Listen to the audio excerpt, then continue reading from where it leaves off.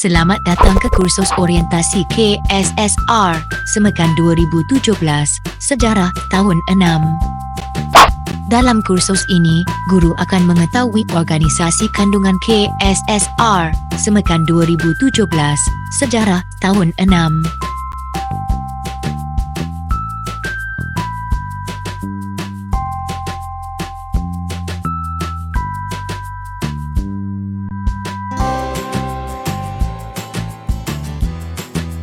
Sejarah ialah mata pelajaran teras dalam KSSR yang wajib dipelajari oleh semua murid mulai tahap 2 dari tahun 4 sehingga tahun 6. Kurikulum ini merupakan usaha untuk mendedahkan murid dengan perkembangan ilmu pengetahuan, kemahiran dan pengamalan nilai serta penerapan semangat jati diri sebagai warga negara Malaysia.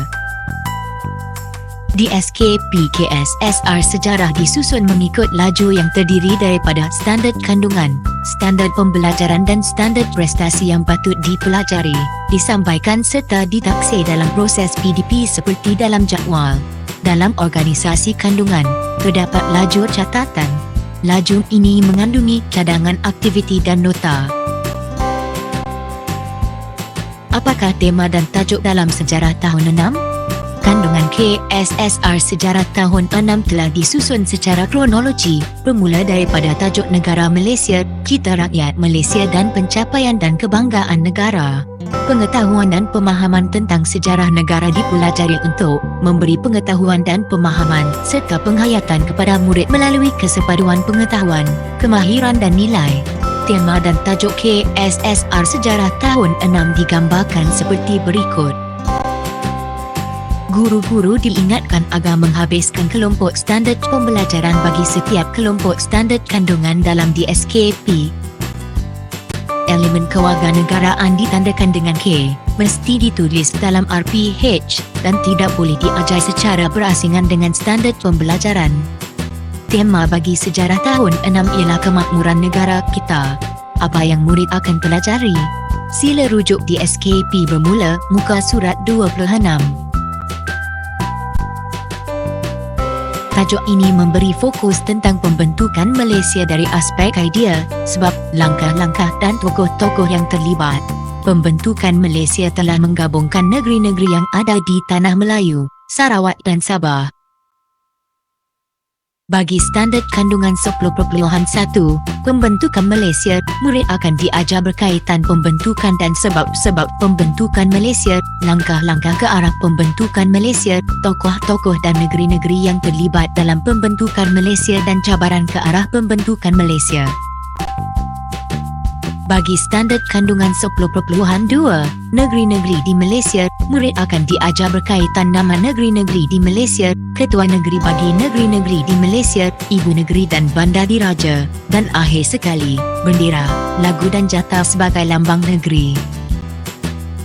Bagi standard kandungan 10.3, rukun negara, murid akan diajar berkaitan sebab-sebab pengenalan rukun negara, matlamat dan prinsip rukun negara, dan akhir sekali, peranan rukun negara dalam kehidupan seharian.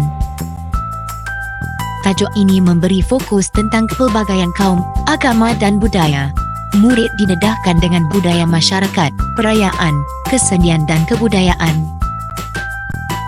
Bagi standard kandungan 11.1, kaum di Malaysia, murid akan diajar berkaitan kepelbagaian kaum di Malaysia, pertempatan serta kegiatan ekonomi masyarakat Malaysia dahulu dan kini, alat muzik dan tarian tradisional masyarakat di Malaysia, jenis permainan tradisional masyarakat di Malaysia, dan akhir sekali, cerita rakyat berunsur tempatan dalam masyarakat di Malaysia. Bagi standard kandungan 11.2, agama dan kepercayaan di Malaysia, murid akan diajar berkaitan pelbagai agama dan kepercayaan masyarakat di Malaysia, kedudukan agama Islam sebagai agama persekutuan, kedudukan agama lain dalam perlembagaan, dan akhir sekali, nama rumah-rumah ibadat di Malaysia. Bagi standard kandungan 11.3, perayaan masyarakat di Malaysia, murid akan diajar berkaitan perayaan utama masyarakat di Malaysia, tujuan sambutan perayaan di Malaysia, dan akhir sekali, cara sambutan perayaan dahulu dan kini. Tajuk ini memberi fokus tentang pemimpin negara, kemajuan ekonomi, pencapaian sukan serta hubungan Malaysia dan dunia.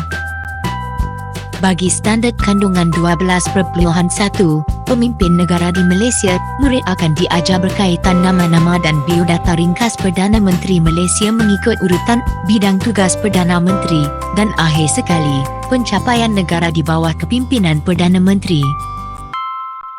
Bagi standard kandungan 12.2, kemajuan ekonomi di Malaysia, murid akan diajar berkaitan perkembangan awal ekonomi di Malaysia mengikut sektor, kegiatan ekonomi yang menyumbang kepada kemajuan negara, dan akhir sekali, pencapaian ekonomi negara.